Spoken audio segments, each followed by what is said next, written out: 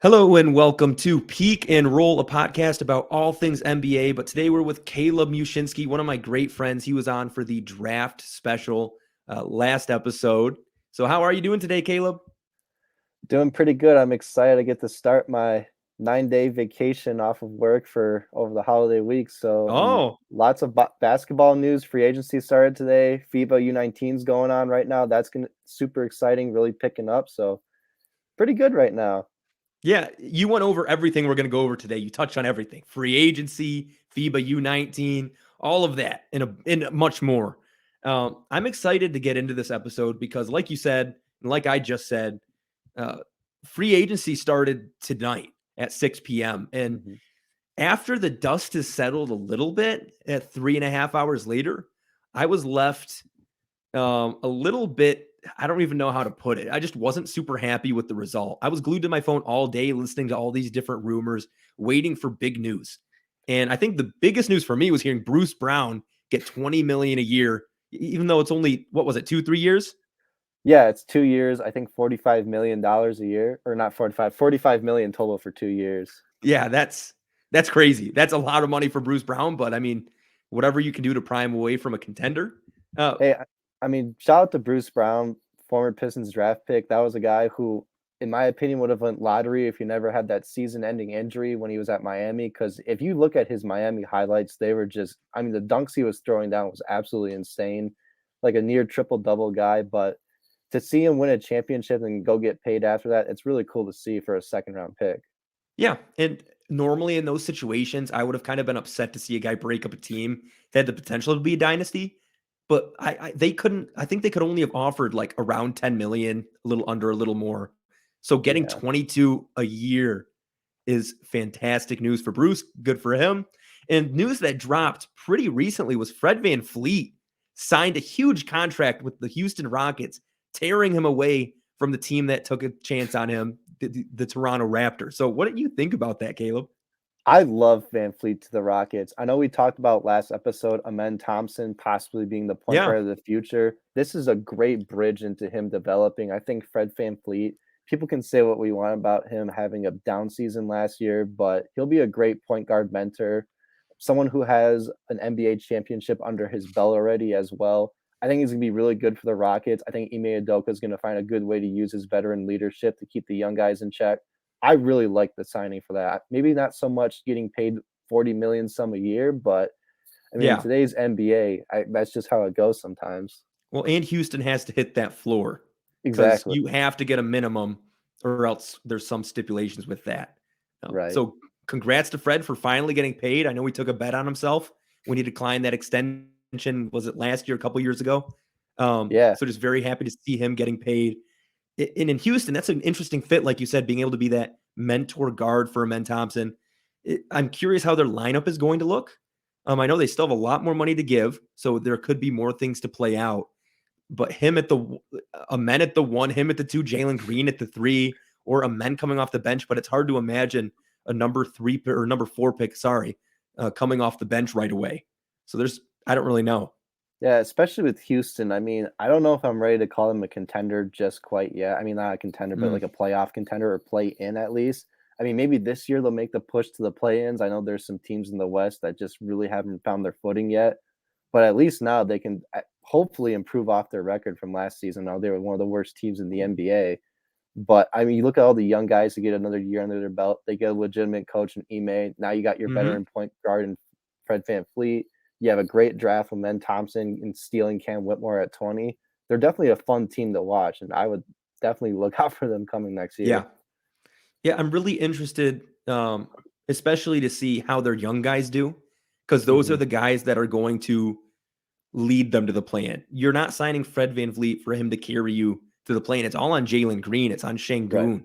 It's on Amen Thompson. It's on all those guys, Tari Eason. If they're not good, then it's all for nothing.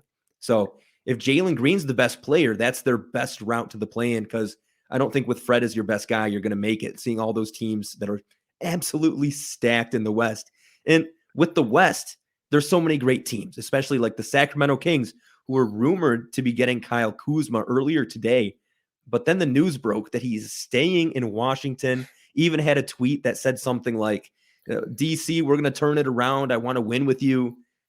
I don't really know what to think of that. I thought he would go somewhere he can win, but Mhm. it looks like he just wanted to take the money and be a part of this rebuild, kind of take over that Bradley Beal role, because honestly, he might have saw how much love Bradley got in his time and was like, well, heck, if I can stay here and make all this money, maybe I'll be beloved in Washington. Well, first of all, Jordan Poole is gonna get the Bradley Beal role where he gets to shoot 30 shots a game, and he's gonna have the greatest Yeah. time of his life in DC. But yeah, I know Washington has a brand new front office this year. I thought they were totally gonna blow it up when they traded away Hmm. Beal and Porzingis. Then they traded Chris Paul to the Warriors, and then they let Kuzma walk. But then they end up bringing him back again for a pretty good sized deal. It just made me wonder if they just really wanted him, or if there was no one else that had the money to pay for him at the time. But Hmm.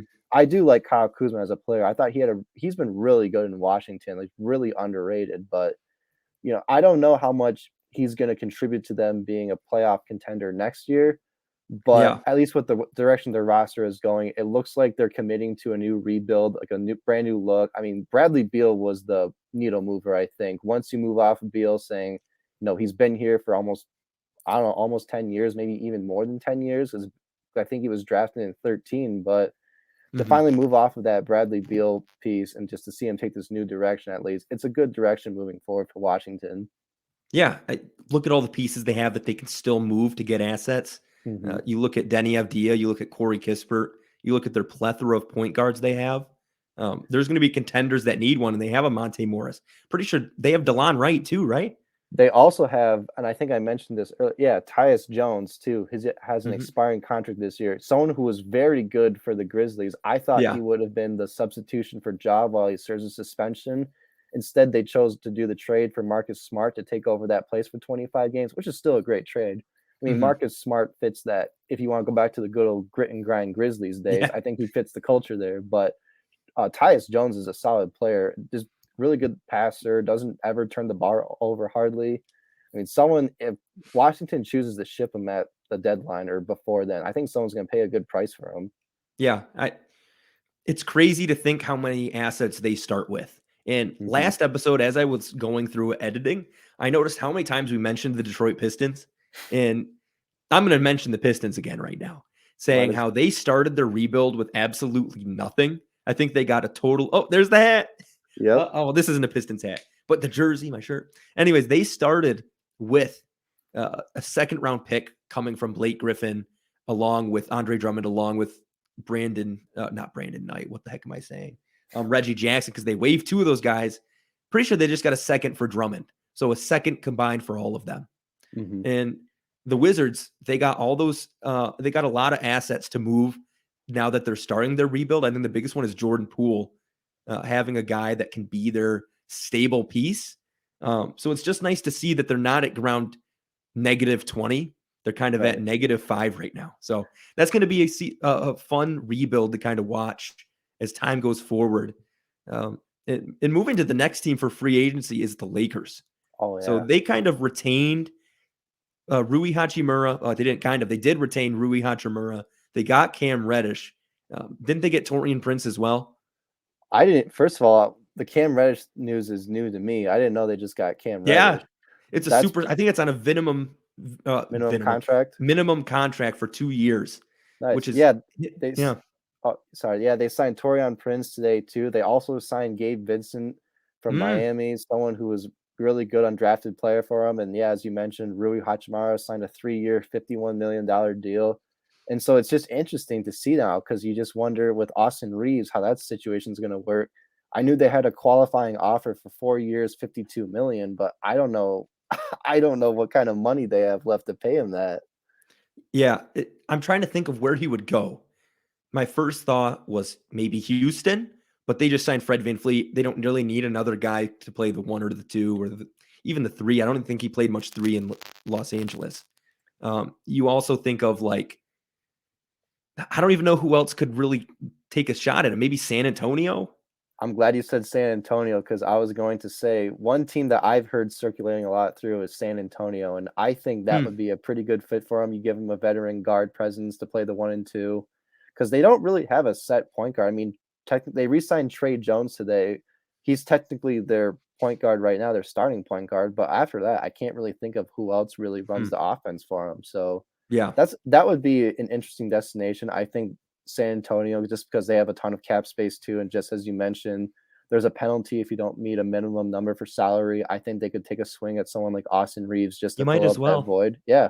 because you're not paying Wemby for another 4 years. So you might as well start paying guys right now that are good, because you Mhm. don't want to put crap around Wemby. You want to put solid No. talent, because you look at it, you need him to win sooner than later, because guys who are 7'3.5" or feet tall, you don't have time to wait. Yeah. So you need to surround him now. And I don't know if you saw this one, but Dennis Schroeder has agreed to a Ooh, 2-year deal with the Raptors. So he's that's taken a over that point guard role. that's a new one to me too. I haven't seen that one yet. That must be just pretty new, or Yep, just 10 one minutes of the. ago. It was literally Oh yeah, as we that's probably started why. recording. We've been recording 11 minutes now. So that's an interesting move for me. I think he fits really well, because he's not a Fred VanVleet in any way, but he is more of a scorer than a facilitator in my eyes. So Yeah. next to with Scotty Barnes and what they're doing in Toronto, I really think that he can really do well there. Well, you got two. You got Scotty Barnes and Pascal Siakam, two pretty good passing forwards. I've heard a lot of Pascal trade rumors. I don't Mm, know what Messiah is going to do up there in Toronto. Who knows? They might retain Pascal and just move in a different direction moving forward now that Van Fleet's gone. But even too, I mean, you saw last year, I thought OG Anunoby for sure was going to get shipped off somewhere yeah. before the trade deadline, but he's still there in Toronto. So who knows? Maybe they want to roll the dice again and see where they can go into next Mm. season with. And there's a lot of dice rolling. This is a funny transition into the Suns. I'm not even going to try to make a transition. We're just going to say we're going into the Suns now.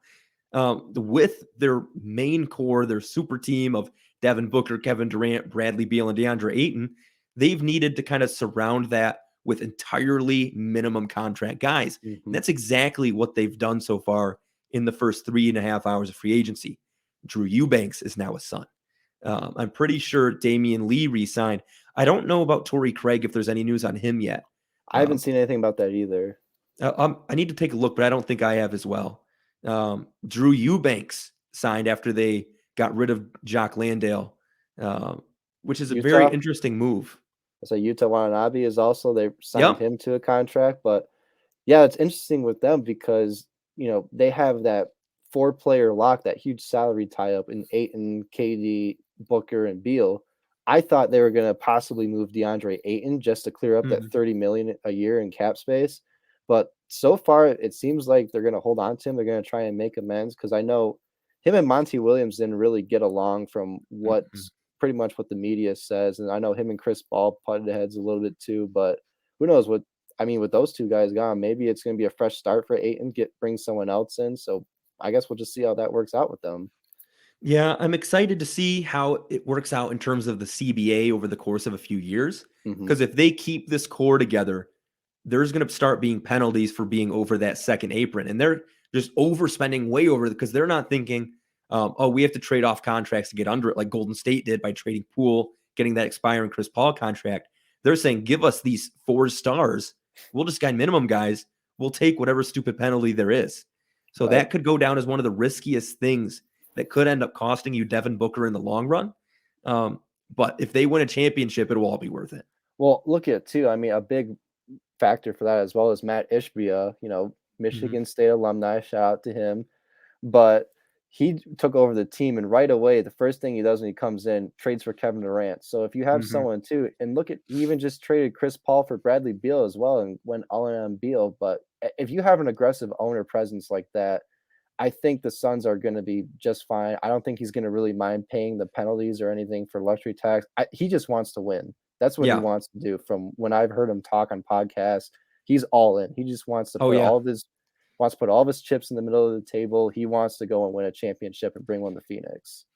Did you hear that some of the Suns higher ups didn't really know the full effect of the CBA? And once the full document, the 600-page document dropped, they found out more info that had a lot of them questioning, why did we do the Bradley Beal trade?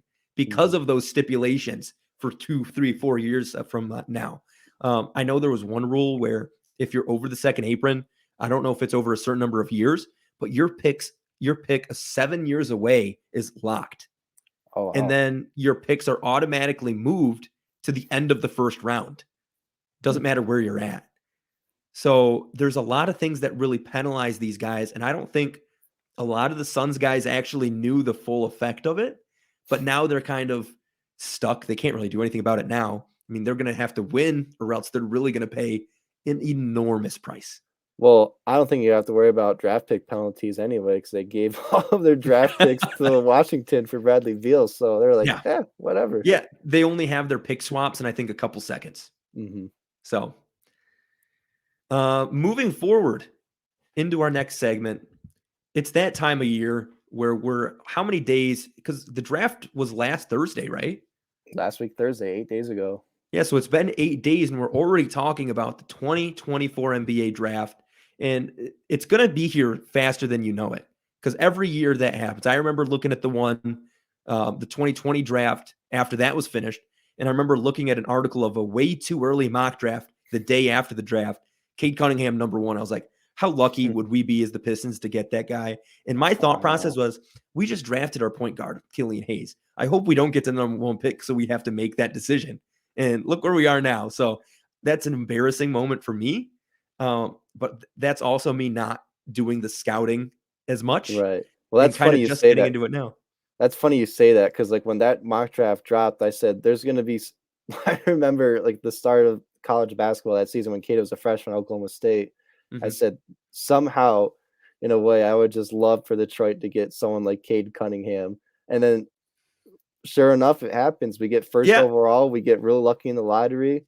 I mean, past two lotteries haven't been very beneficial to us. We got some good players out of it, but still, to get that number one pick, we got Cade Cunningham, who's not just a point guard. You can put him anywhere on the floor. He's a Mm-hmm. really, versatile player. But that was just the thing. It was just like, man, if we could get Cade first overall, or like Jalen Green or Evan Mobley. I mean, Yeah. Yeah. That brings me to a point where I want to say, like, we're looking at this mock draft and the number one pick probably won't be the number one pick. Or the number one pick we say that is today on the Givony mock draft won't be the same guy who's drafted number one next year.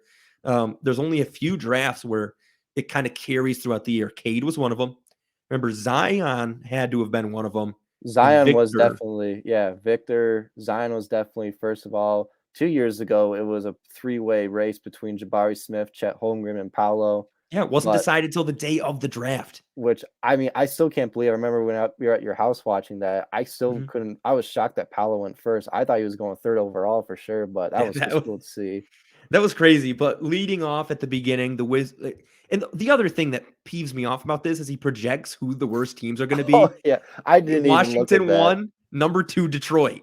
He has Detroit. Enough Detroit talk. I'm going to say that every episode. I think I did last time too. I said enough. The Washington Wizards number one picked Ron Holland. So Caleb, tell us a little bit about Ron Holland.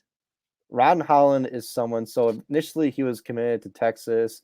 They had the coaching change through midway last year. He even said on social media that I'm fully committed to Texas. Well, that didn't happen. He reopened his recruitment and re-signed the G League Ignite. But as far as Ron Holland, I mean, he is one of the most versatile players in the draft. Just runs the floor well, great defender, starting to put the offense together. But for someone who's a number one overall prospect, he's makes a pretty legitimate case for being number one in this class this year. Yeah, it's interesting to me because two of the three guys who in this are projected to be the number one pick, or at least the top three picks, are both Mm-hmm. from the G League. Matas Buzelis, and obviously number three of an international guy from France, Zachary Rissacher. Hopefully I said that right. But you have three guys that aren't even going to be in college basketball projected to go top three, which is crazy to me. And that gets me into the topic of, is the G League becoming an outlet for too many guys in a way where, is it getting too crowded? Are there too many cooks in the kitchen? I know Jalen Green, he was solid. And then even this past year, you had Scoot Henderson, but you Mm-hmm. also had Leonard Miller. And it took Scoot Henderson getting hurt at the end of the year for Leonard Miller to really bring up his stock, and he still only went in the second round. Obviously, there's things that I don't know, and there's things we just don't know about what happened with Leonard Miller, but it almost feels like there wasn't enough room. So, what is your take on that? I definitely agree with that. With there's too many guys in the kitchen in the G League. I've seen multiple guys turn down college offers just to go to the G League Ignite. I mean, five-star players too, who were projected earlier in the year to be a first-round pick, and then you don't hear them until the second round, or you don't even hear their names at all. I mean, a couple guys, for example, like that. I mean, there was Isaiah Todd from a few years ago, five-star power forward Yep. who's going to go to Michigan. He became a second-round pick after going to the Ignite, was just overshadowed. A couple other guys like Dacian Nix, Hmm. he was a five-star, was signed to UCLA. He chose the G League, and I don't even think he got drafted or anything. I'm not I sure off think the he was top of my head. undrafted to Houston. Him, and then there's also Michael Foster. I think he was committed to Georgia, five-star power forward. Then he chose G League Ignite, and he was undrafted too. But Mhm. I can definitely see if you don't have that top tier number 1 through 5 recruit kind of status, or just early mock draft projected status, where it can get a little crowded. But I actually think Buzelis in Holland, and then also there's a third guy as well who's a top 20 projected pick. He's from Spain. He's going to play in the G League next year. His name is Izano Mansa, and I love watching that guy play. He's Yeah. literally, if you want a textbook definition of a 3-point shot away from being a star in the league, that's Izano Mansa. So Yeah. I actually think those three guys can play really well together and utilize their strengths. You could put Buzelis at the 3. He's a big guard too, maybe at the 2. He shot 43% last year in high school from the 3-point line. Just a slow moving field kind of guard. Like, reminds me a little bit like Franz Wagner, a little bit how he was at Mm. Michigan.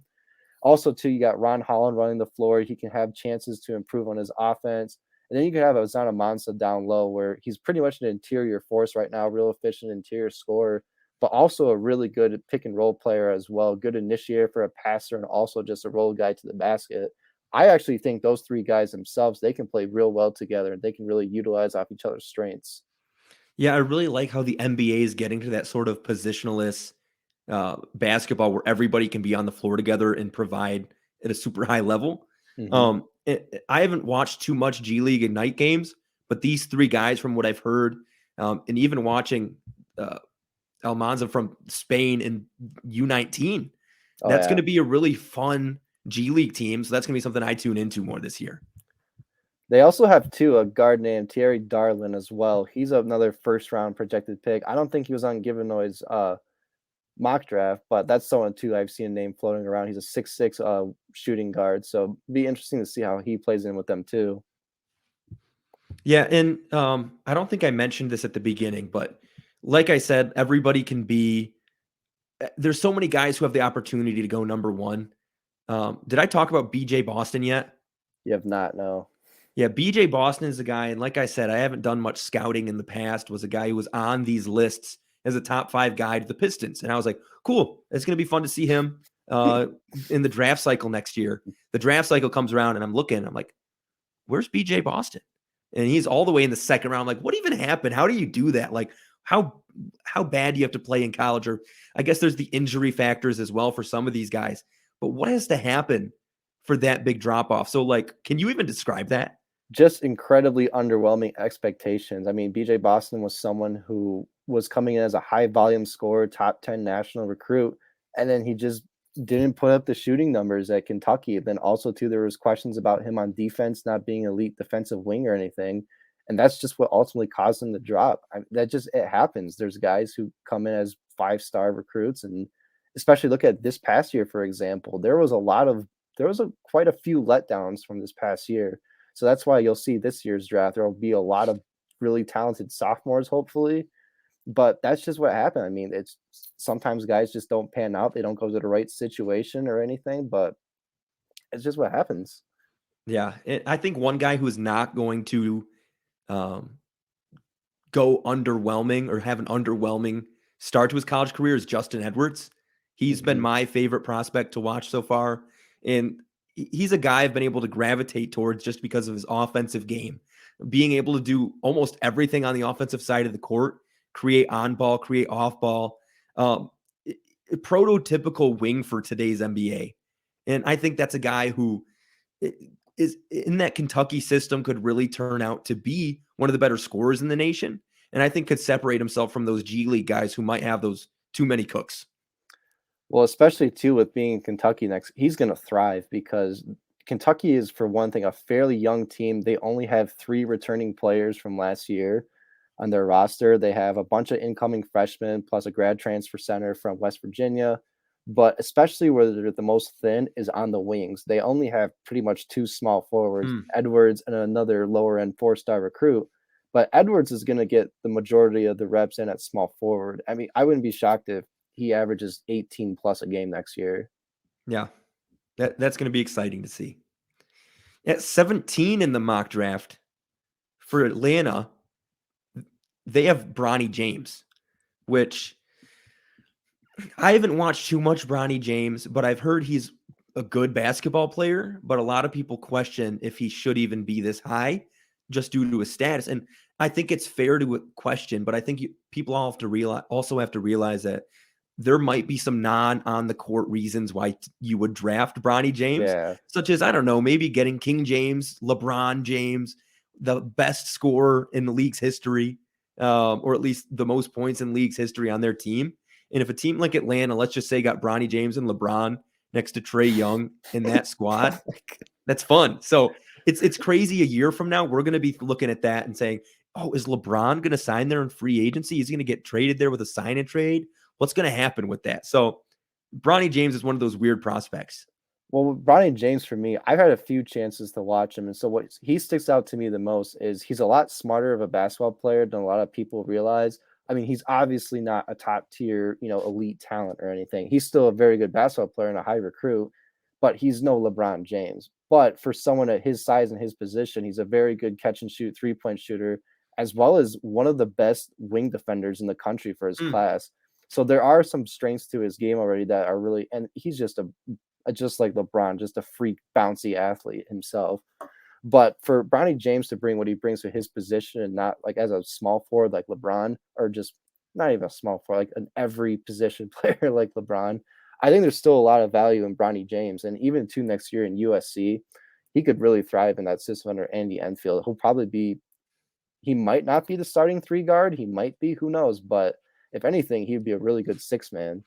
yeah, I'm almost worried for him because I almost feel like whatever he does, people are going to think is not enough, Mhm. especially the casual fans. Yeah. Just because they're saying, "Oh, you're LeBron's son," you have all these different expectations, and I just don't want people to think that he has to be nearly as good as LeBron was at his age, because LeBron was basically like everyone treated him like the second coming by the time he was in his senior year of high school.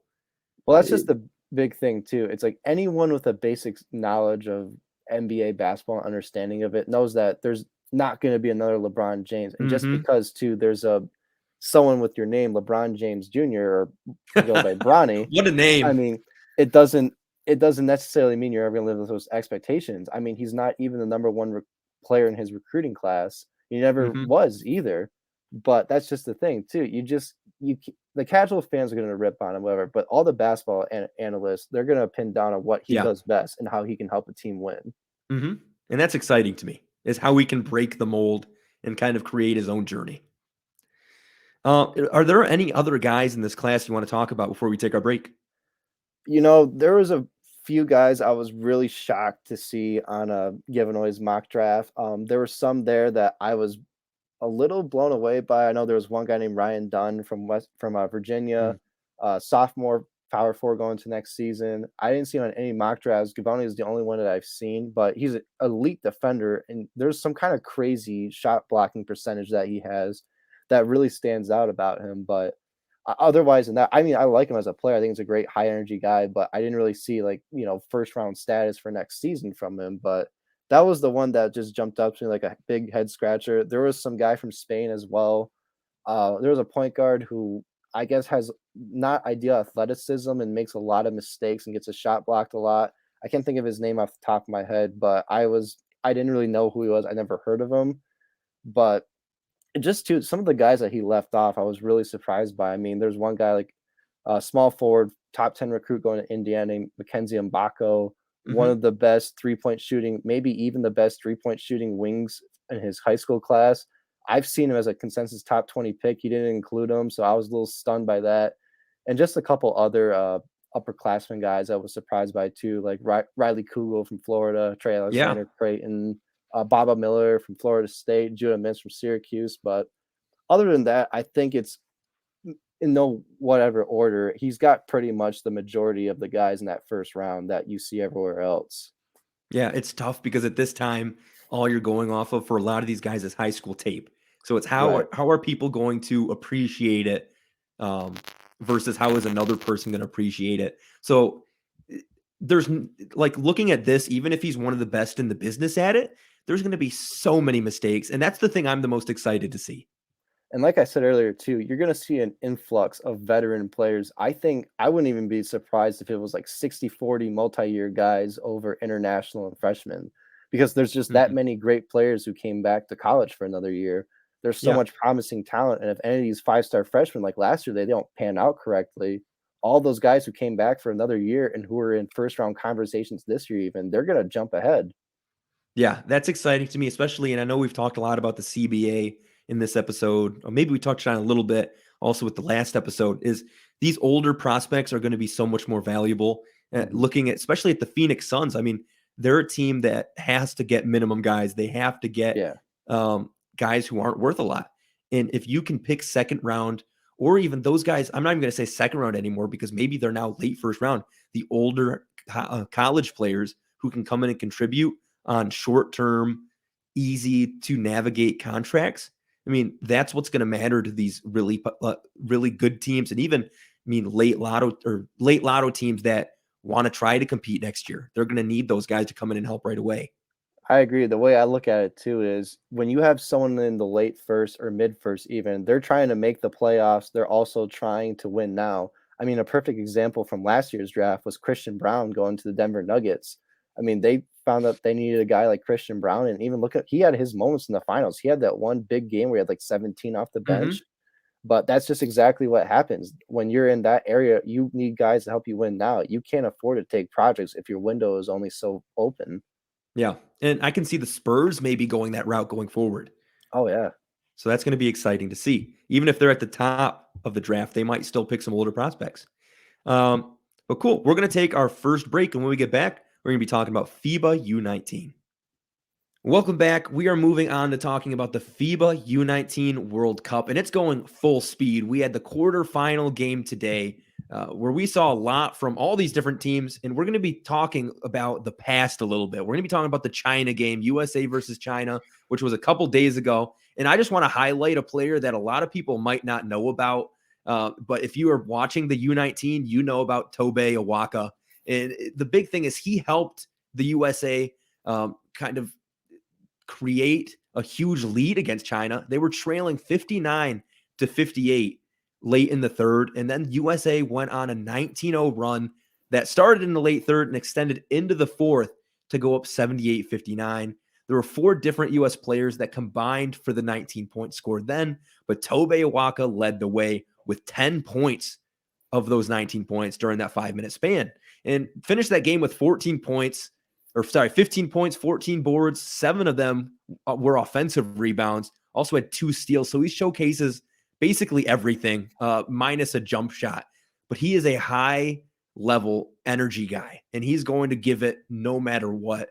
I listened to a podcast from his high school coach a couple days ago, and it was really interesting to hear how, I mean, I got the vibe off of just watching that he's an energy guy, but hearing what his old coach had to say about him, about how he was always doing everything he can to get every single rebound, no matter what. He's a guy that's going to go out there and might not put up 40, 50 points a night, might not have step back threes, but he's going to be the heart and soul. And that's essentially what USA needed in that China game. That third quarter was really tough. I mean, you basically just had Mark Armstrong just keeping their heads above the water the whole time. I didn't really understand the rotation. They had three incoming high school seniors and Ian Yeah. Jackson, Asa Newell, and Dylan Harper playing. They also had Van Allen Lubin, sophomore next year at Vanderbilt. And just that, I don't know why Tad Boyle didn't do it sooner, but once he subbed in Awaka, it was just exactly what they needed. They had that extra little spurt of energy. He came in, he was getting offensive rebounds, he was getting points, going to the free throw line, and he even showed off too. He's got a nice little 10 to 12-foot free throw Mm-hmm. jumper, but even on the defensive end, with those steals you mentioned earlier, just disrupting passing lanes, getting deflections, may not even getting the steals, but he's getting his hand on the ball at least. But that was Tobe Awaka is exactly the kind of player I was hoping for U19. I was hoping for there's always every year, there's always some kind of future college sophomore who breaks out and you don't even know yet. And I think Tobe Awaka that this year is that guy. Yeah, even versus Japan today, he had 10 boards and six of them were offensive boards. So that's just showing he is a willing rebounder and he wants to get in there. He's not afraid to give a few elbows to get those boards. And for the team ranking so far in the tournament, he's second in points per game at 12 points. That went up since the China game. He's first in rebounds per game at 10.0 per game and third in efficiency at 14.8. One thing I've noticed is he does have solid touch around the rim, He and does. it's really exciting to see that inside because he has those post moves, the post hooks. I think he could have a little bit of a better form down there, but if he's making it work, where am I to question his form? It just looks like sometimes he just throws it up and it goes in, but sometimes maybe that's more calculated than it looks. Yeah, I mean, like you mentioned, he's got a nice touch for the way he releases the ball for down low. And this for being a 6'8", 250-pound power forward, a bit undersized of height, because there are some really tall Yeah. players across the seas. But just for being a 6'8" forward, getting all those offensive rebounds, he just has a knack for finding the ball once it comes off the rim. And that's what makes him so valuable as a player. Just getting all those second chance opportunities that really no one else really provides for our team is just so huge for USA. Yeah. So what is his draft outlook? Because I don't know if he's going to go in the 24. Is he a potential 25 or 26? I would say maybe 25. The problem with Tennessee is they have so many guards and wings where you mentioned earlier he's not really the number one scoring guy, as his high school coach mentioned. He's going to do everything else for Tennessee, just like he did in limited minutes last year. I assume this year he'll have a much bigger role. I would only hope Rick Barnes has been watching this USA tournament and Mm, saying, I got my starting post player next yeah. season. But Tennessee has a plethora of different score first guards and wings. So I could see where it's going to be hard for him on offense to really get things going. But as far as bringing everything else, the offensive rebounding, being a disruptive defender on all levels of the floor, I think he'll still find some value at least. If not 2024, hopefully 25, he'll start getting his name circulated through there. And that's exciting for me, knowing that he's a hustle guy, especially at 6'8". Because look at the league where it's kind of heading. It's, well, I can kind of where it's at right now. A lot of the bigs are undersized and extremely athletic or high energy guys. I mean, look at the Kevon Looney. He's Hmm. doing that at 6'8" for Golden State. He's a big part of their entire dynasty. Without him, they're nothing. Look at Hmm. Rob Williams. Of course, Awaka isn't the athlete Rob Williams is in my eyes, but there's a place for those undersized centers. At least Awaka, too, will actually play games and not be hurt the entire season. But moving on to Mark Armstrong, I know he's your favorite guy on this USA team. And for me, I watched him and I was like, okay. And then he tried to take a body against China. It was insane to see. I was like, holy, where did that come from? You just don't expect it. Because isn't he's what, 6'2, 6'1"? 6'2", 180 about that. Yeah, yeah, it's just out of nowhere. He is a phenomenal athlete. His changing of speeds is getting to the rim. Being able to use those changing speeds is really effective for me to see. Uh, Talk about Mark Armstrong. Well, I love Mark Armstrong. He was my guy I had circled in a big, bold circle because I knew this year he was going to have a huge step up. He's going to be the number one point guard for the team, and he's shown it. I mean, he leads the team in points at 14 a game, second in assists at 3.2 assists per game. But Mark Armstrong, like you mentioned earlier, he is so sneaky, athletic, and explosive. He can run a fast break from coast to Yeah, coast, and you don't even expect it. And then he'll just come off with a dunk on the other end. Like he had two just out of the blue dunks I found today against when they played Japan in the quarterfinals. But you mentioned too against the free throw line. I saw today he's making 96% of his free throws on 6.4 attempts a game.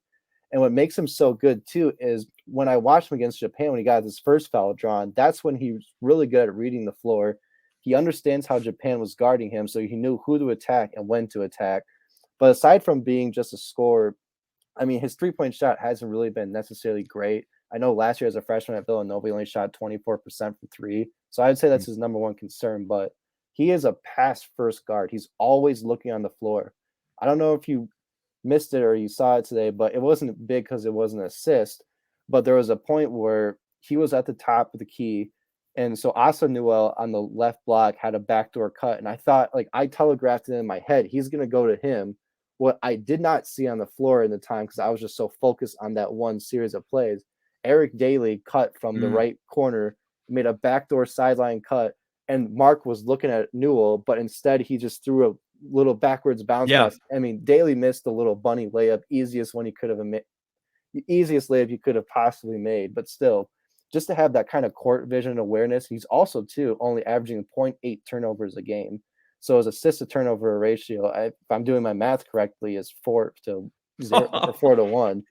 So I mean, and that's just only 3.2 assists, zero point 0.8 turnovers. So he's a very smart player. He's a very patient and controlled player.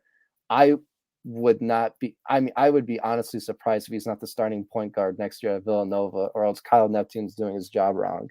Yeah, there's a lot to like about Armstrong, and I think a really big point to mention is you mentioned that it's kind of his only lacking thing is 3-point shooting.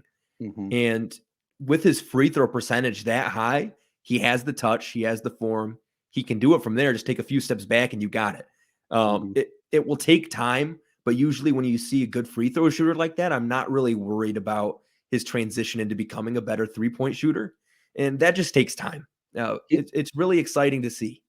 He's got great footwork too for in the middle for the mid-range shot. He can create off the pivot for himself for a little 12-foot jump shot.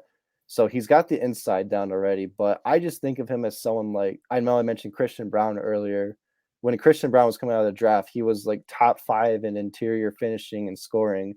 And he wasn't really a big three-point shooter because they don't really need him to be. I mean, when Armstrong's gonna be at Villanova's gonna have so many knockdown shooters next year that you don't really need him to be. As long as you can have that solid facilitator and also someone who can just hold things down, I mean, he's going to be perfect for that role next year.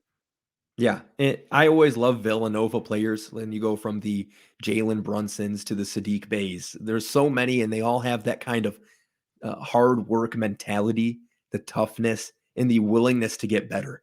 And And that's going to be really fun to see him. that's why it's funny too. You mentioned Brunson. It's the same situation. You have this high touted recruit who was people said he was undersized, but look at Brunson. I mean, Yeah. obviously right now he doesn't have the 3-point shot Brunson has, and Brunson wasn't really a 3-point shooter. He was the same way. I mean, he was 6'2" or 6'3". I'm not sure how tall he is, but the thing that made him so, intriguing to watch is he would take guys like other point guards and post them up down low because he was so good with his footwork, just like Armstrong Mm. was, and was really good around the rim. And that's what made him so much fun to watch because he was a 6'2", 6'3" guard playing like he was 6'7". Yeah. Is there any draft buzz around him? I've seen second round for right now, which I think is pretty fair considering the lack of the 3-point shot. You look at a lot of the other point guards, they're true point guards just like himself, but they're a little bit more advanced scorers and shooters. But I would say, assuming in how his role goes, because that's what's ultimately going to be the factor too, is how his role in Villanova is going to be next year. I think he's going to be the starting point guard, but given how many other scorers they have too, he might not be able to really touch much on his 3-point shot. But I think maybe a second round pick this year wouldn't be too out of proportion, but at least in 2025, I mean, you could talk possibly first rounder. Hmm. That's exciting to see. Um, I've said that a lot. Exciting to see. But It's we're it going is, to, it's exciting. yeah. Moving on to Spain, Oh yeah, there's one player I know you really want to talk about. Zana Mansa. I Hmm. mentioned earlier he's going to be on the G League upcoming this year with Matas Buzelis and Ron Holland, but he's my MVP of the tournament, regardless if Spain wins it all or not. He won the MVP last year for the European U18 tournament, but he has just been putting up crazy numbers, like 16 points a game, 7 rebounds a game, on about 63% shooting from two. And I know too, one of his things is he's literally a 3-point shot away from becoming a superstar. I think he's only averaging like 0.4 3-point attempts or something like that a game. So you do the math, that's only he's taken 1 3-pointer the whole like over 5 game span that he's played. But he's someone who's a very talented player, very good interior scorer, great in the pick and roll situation. Also already a very good defender too. So once he gets that outside shot figured out, and he's even gone on too onto different podcasts with interviewers said, I know what I need to work on. My shooting is my main area of concern. If Yeah. he figures out a jump shot over the G League, he could be even a top 10 prospect. I would not be Hmm. shocked that happened. Yeah. And there's so many talented people in this U19. And I don't want to get into that hemisphere of just saying we are only going to talk about USA. I really like talking Yeah. about these guys that are outside of that scope because the NBA is a global game. and Right. basketball is a global game. And there's always that saying of the world's coming. Like they're going to be up with you, USA. They're going to get up and catch up. And we're getting there. We're getting to seeing these matchups. Like even versus China and Japan, USA didn't really separate themselves until the second half. Mhm. And then they kind of just tore it open. What I love most about international basketball players, because I know with the NBA and United States basketball, especially with the AAU circuit, it's all about having a big bag and also just Mm-hmm. being super flashy, being the, I guess, kind of icon player.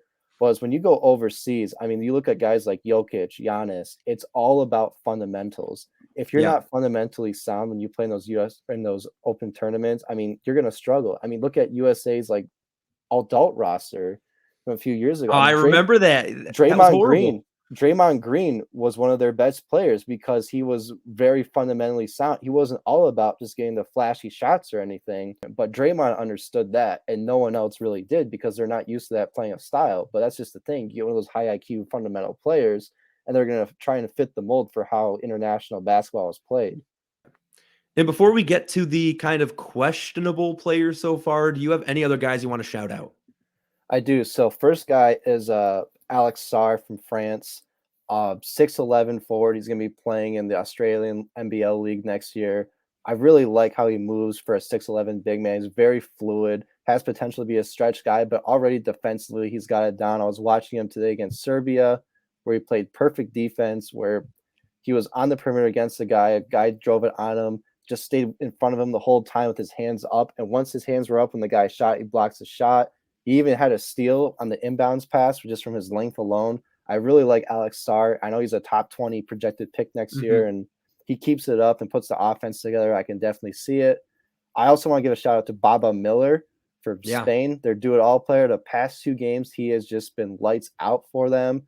He's a sophomore at Florida State next year, and he's got a weird situation. Like last year, he got suspended for like 16 games because Spain, or I don't really understand the thing, but I think it was like Spain paid for some travel costs for him to go to some USA basketball camps, and then NCAA being as just awkward and nonsensical as they suspended for 16 games. So he just came into a weird Florida State team that was pretty lackluster all year.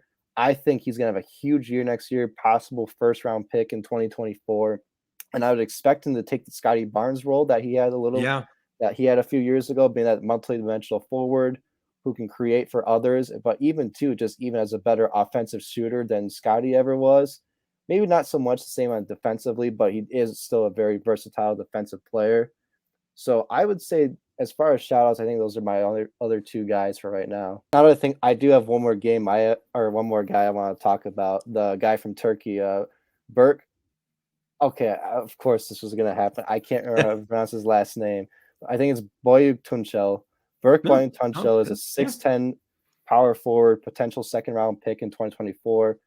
Essentially, compare him to someone like a Domantas Sabonis, who does everything. He's averaging 11 points, 10 rebounds, 4 assists, and a steal and 2 blocks a game. Yeah. The only thing that's the only thing that's a little concerning is his shooting's not great, but he's also, with the 4 assists, averaging like 3.2 turnovers a game, which I could see because he's pretty much playing the point forward spot for Turkey as one of their main facilitators.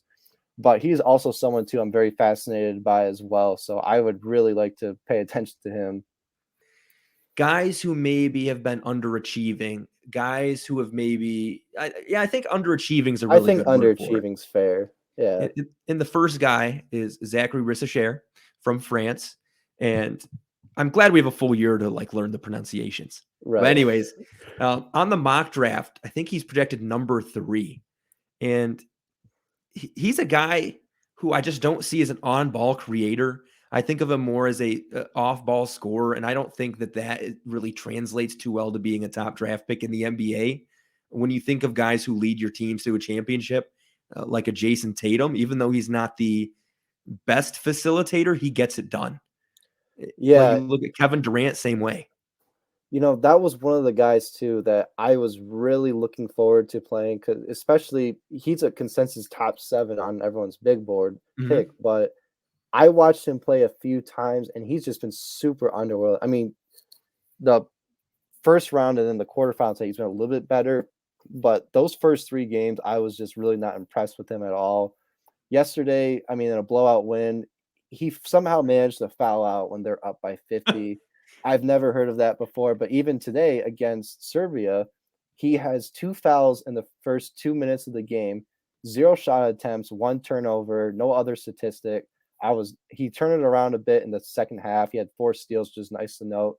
But for someone who's like you mentioned, supposed to be this top tier playmaker, creator, someone's supposed to be a smooth shooting wing, I just really haven't seen it from him. I don't know if there's just some kind of underlying injury, but even too, he's like fifth or sixth on the team in minutes per game. So you would Hmm. think for someone like that, I mean, I at least held high expectations. I don't really know much about French basketball or anything, but that was someone who I had at the top of my list for who I really wanted to see. And so far, I mean, he'll still mostly be a first round pick. It's just only a series of 5 games. But when you play in your age division against some of the best players from around the world, I I was really hoping to see a little bit more out of him. Yeah, I looked at the box score a few times and I was like, "Oh, he's doing well," but I realized it was the other Zachary Perrin. Yeah, So I was like, because you texted me saying, "Oh my gosh, he's putting up a stinker," and I looked, I was like, "Am I looking at the right thing?" He has like 14 points, and then I had to look yeah, at the there's last another name, Zachary. but that was funny to see. The next guy is a guy I know you've told me a lot about in text messages. Um, just get into it, Caleb. So Omaha Billy is another guy. Great name, by the way.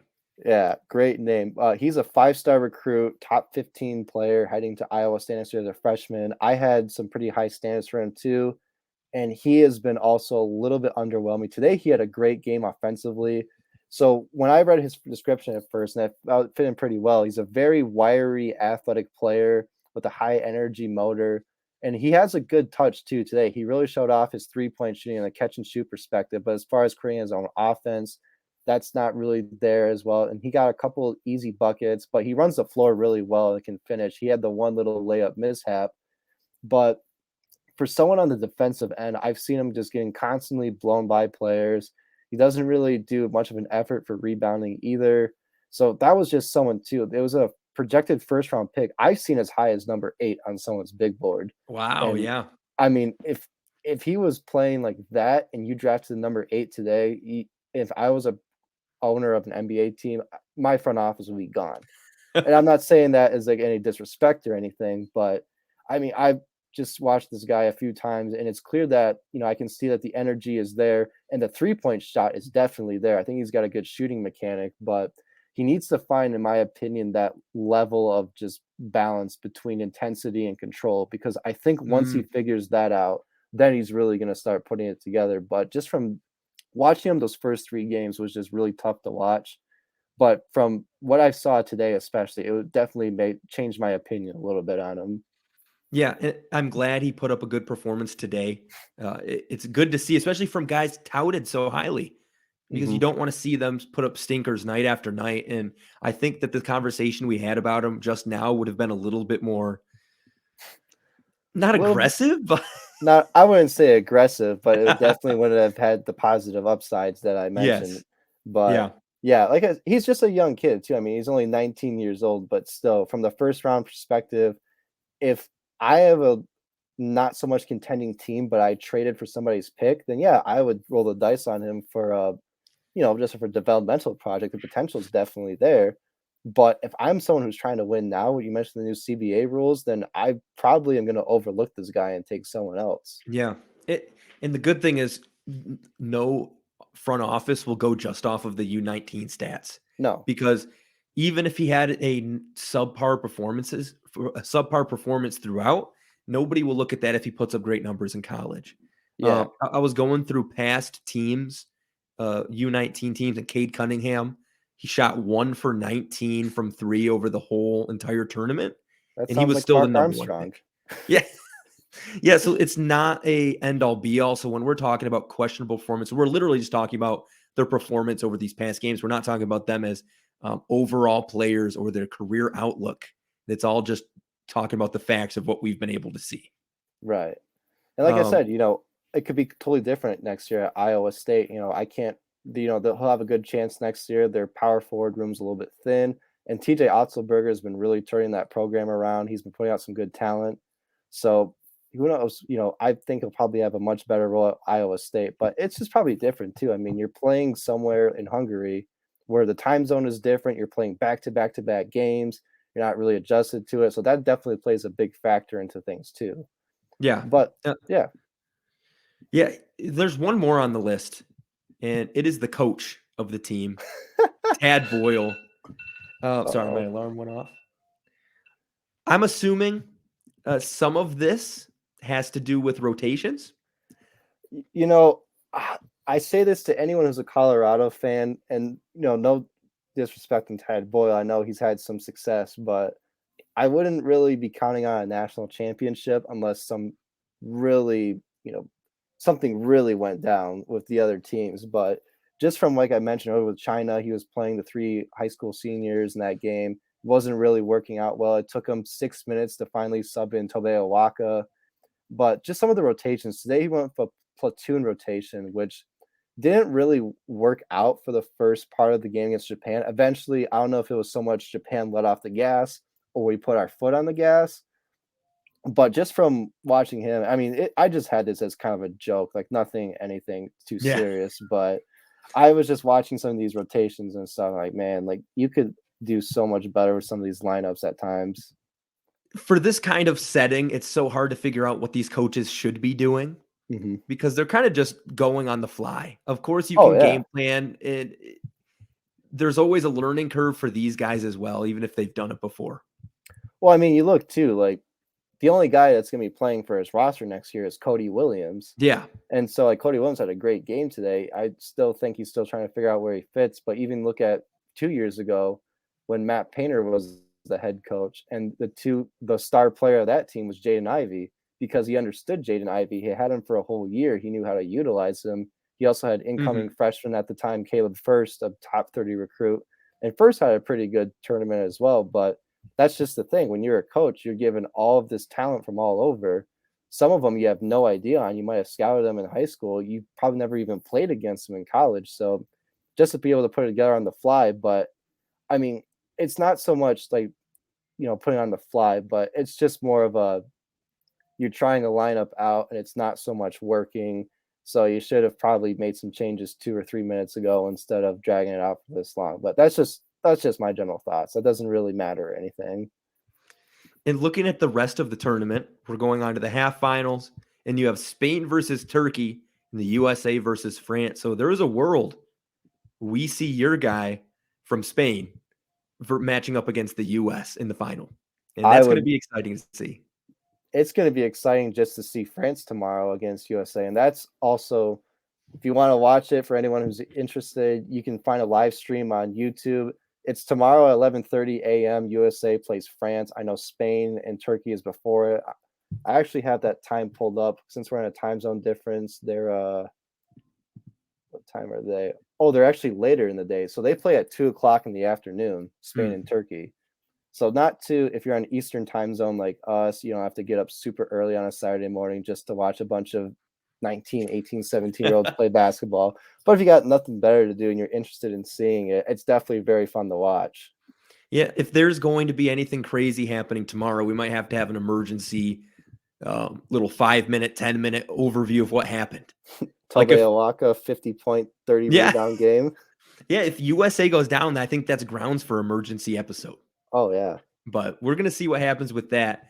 But Caleb, are there any other thoughts about the tournament?